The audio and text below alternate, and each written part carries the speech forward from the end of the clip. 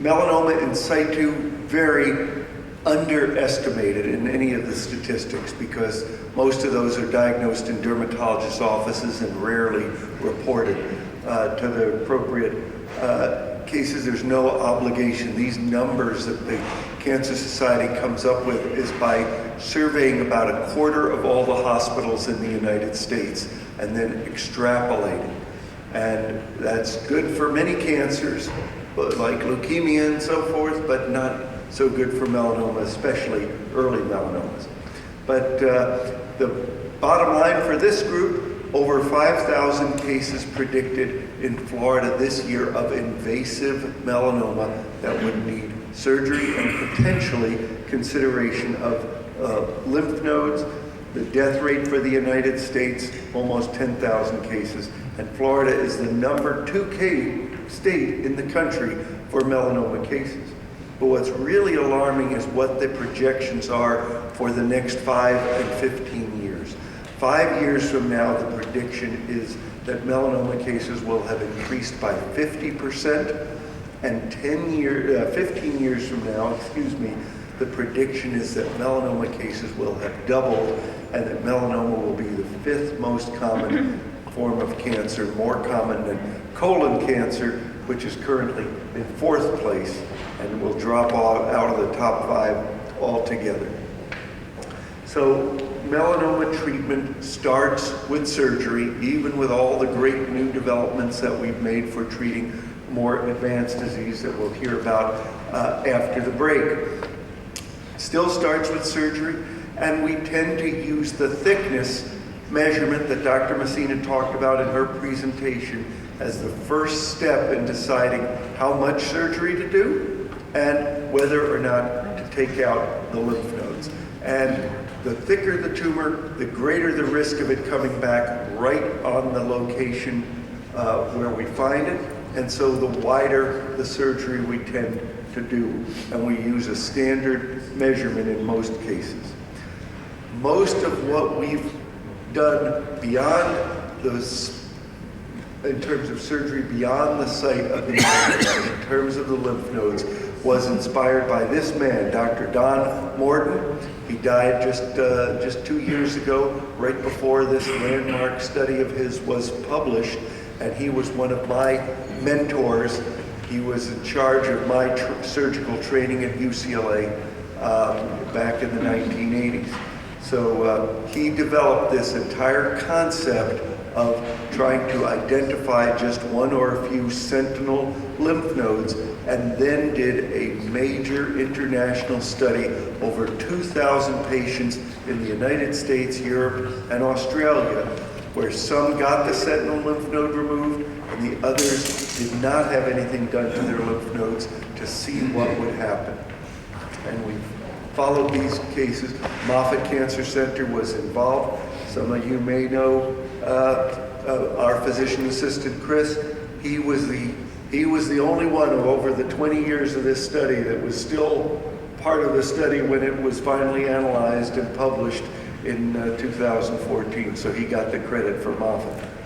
So based on this study, we were able to develop some guidelines that, again, use the thickness as the first determinant for whether we take out a sentinel lymph node or not. And so in general, for the thinnest tumors, we don't recommend a sentinel lymph node biopsy, but there's a little asterisk there, and we'll come back to that. The sweet spot, if you will, the target area for which sentinel node biopsy was developed originally were for what we call the intermediate thickness melanomas, between 1 and 4 millimeters.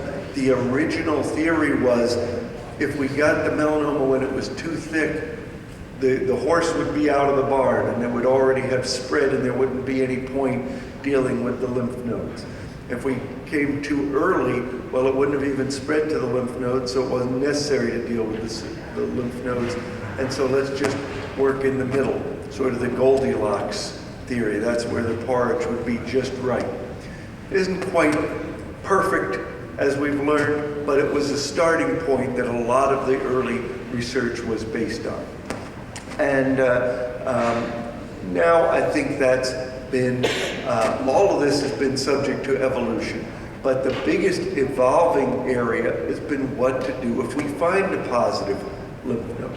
Because the intention of the procedure was, let's take out one lymph node. If it's positive, let's always remove all the rest of the lymph nodes.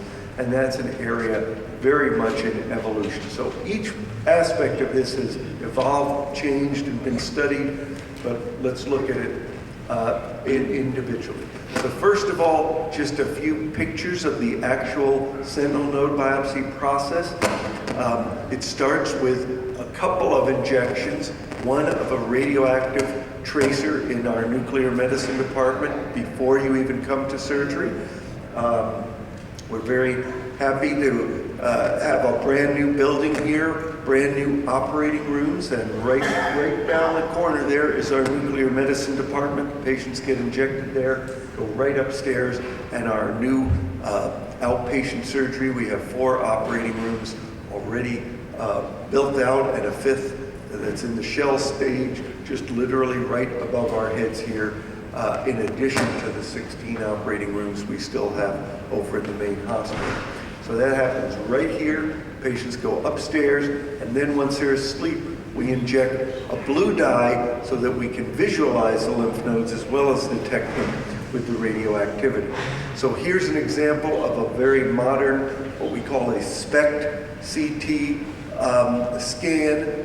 We don't do this on every case, but we do it on many of the cases, and you can actually see what you see here on this. I don't know if you can see the pointer. This big white blob here is the melanoma on the shoulder, high up on the back of the shoulder, and that's where the radioactive tracer was injected. And a few minutes later, right here, this one little dot is a lymph node in the neck, right by the trapezius muscle there, and that's our target for removing. And the reason that lymph node lights up, the point we always make, is not because there's melanoma in it, but because it's connected by lymphatic channels to the spot where the melanoma is on the back. So the lymphatic channels carry that tracer, whether it's the blue dye or the radioactivity, into that lymph node. The lymph node's like the lint screen in your dryer, and it filters all of that stuff out. And like a lint screen, it's not perfect. Some stuff goes through it, but it's the first place where things accumulate. And if there's no melanoma in that lymph node, it's pretty unlikely that we would find it in any of the other lymph nodes.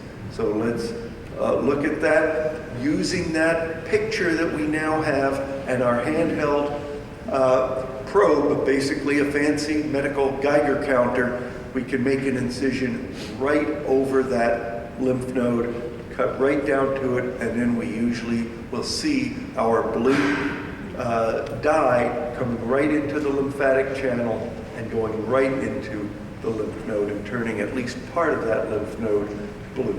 And that's the lymph node we take out. That's the area we ask the pathologist to look at. And that's where they will find the earliest, most microscopic traces of melanoma if it has spread. And if it is found, the implications are very, very significant. So here is the results of that study, and you'll see that unlike what we asked about earlier, this wasn't a study that was just done for 5 years. The arrows are at 5 years and 10 years. This study was carried out more than a decade because it was recognized how important and how patients continue to have reoccurrences beyond 5 years. So we have to take that into account if we possibly can.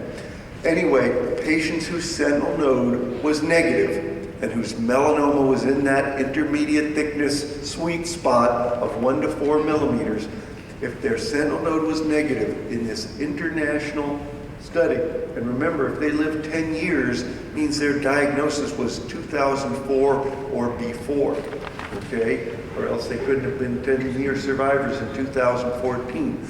So we hope we're doing better in 2016 than we were doing in 2004 or 1999 when the first patients were even entered over a decade on this study. But nonetheless, at that time, now looking back 10 years, 86% of the patients who had a negative sentinel node were alive or had died from something else without their melanoma ever coming back. And 63% were alive and well if their sentinel node was positive. That's a big difference, meaning you were over twice as likely to die, 2.32 times, in fact, likely to die from melanoma if the lymph node was positive as negative. But it also means that if the lymph node was negative, it wasn't a guarantee, not an absolute guarantee that the melanoma could never come back. But it is a reliable test that reliably predicts those people who are most likely to have a reoccurrence or to die, whether for 5 years or 10 years, for patients with these medium thickness melanomas. Okay? Of course, by taking out that lymph node now when it's microscopic, we're also preventing it from growing and turning into a problem later on, and that's what this slide shows. Patients who have the lymph node removed early on by a sentinel node biopsy are about 7% less likely to come back and need another surgery to have a recurrence later on within the next 10 years, basically by preventing that nodal reoccurrence. But here was the most important comparison from this study. It said, remember, patients were randomly divided to those who had a sentinel node biopsy and those who didn't. If the node was negative, well, then they probably were in good shape, and that's a good thing. We wouldn't expect that to have a major impact on the outcome. But the question was, what if the node was positive? Did earlier treatment make a difference compared to all those other patients who did have the lymph node become enlarged, had to have treatment months or even years later? And using the same starting point, that is the day they started on the research study, we see that the patients who had a sentinel node that was positive and had to take care of at the beginning, 63% of them, as we said, were alive at 10 years.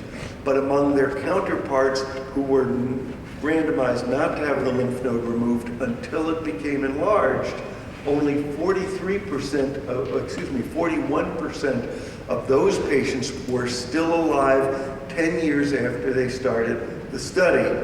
It may have only been 2 years after their lymph node came back, or it may have been 8 years later, but using the same starting point, it was better to treat the patients early rather than wait. And that was a very, very important observation. So it seemed to improve the outcome as far as survival was concerned for those people if the melanoma was node positive and was treated early. And this is a graph that shows what was the actual accumulated incidence of a positive lymph node.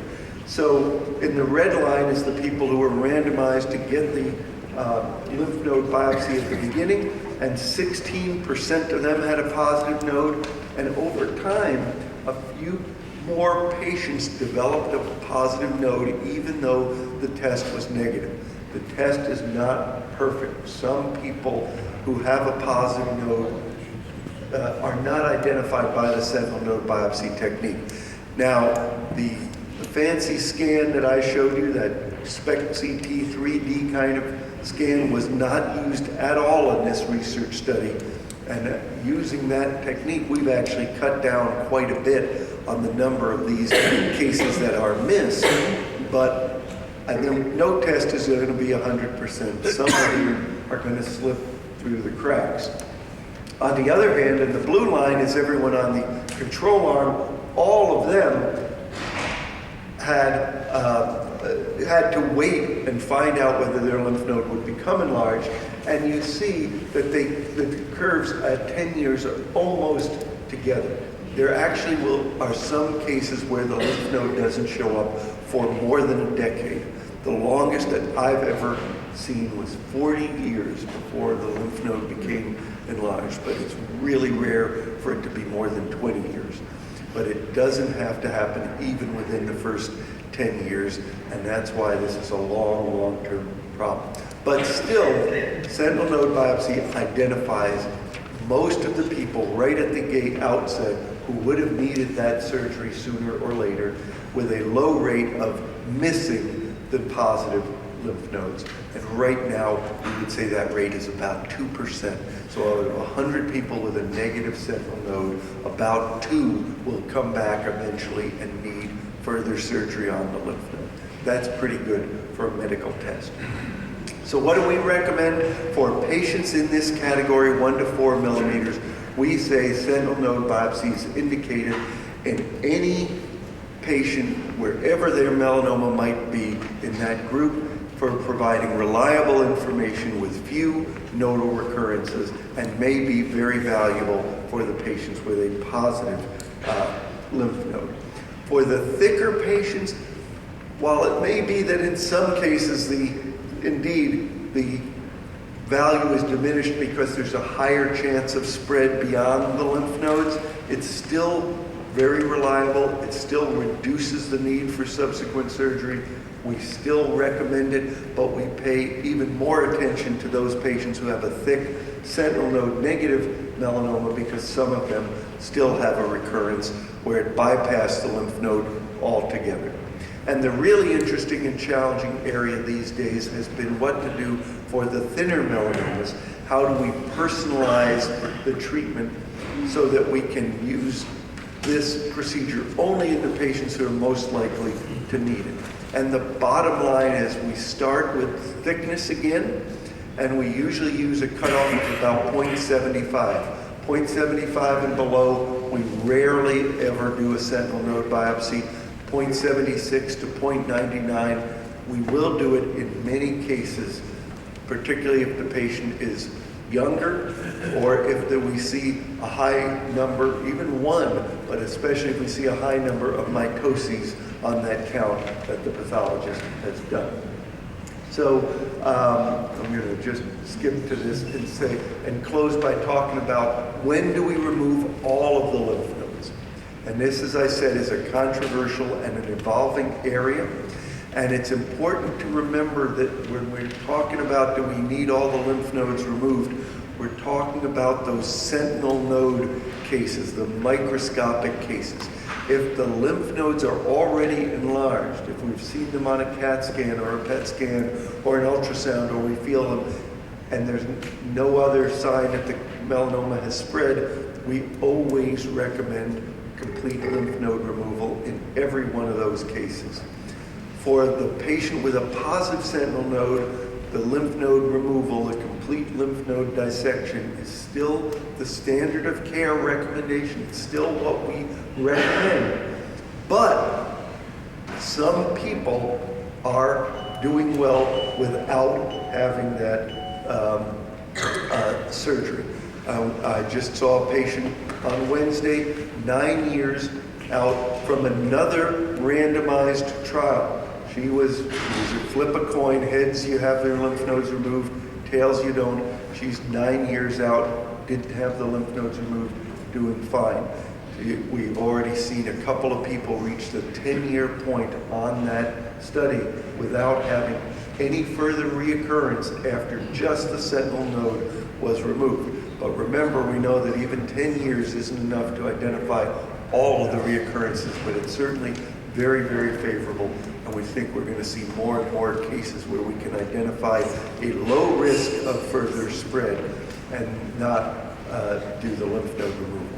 One big reason to do the lymph node removal in many cases nowadays is that the research studies aimed at preventing melanoma from coming back, adjuvant therapy trials, almost all require all the lymph nodes to be removed in a patient who has a positive node, so that they have a better understanding of how many lymph nodes were involved, and that they prevent those lymph nodes reoccurrences from getting in the way of analyzing the results of the study.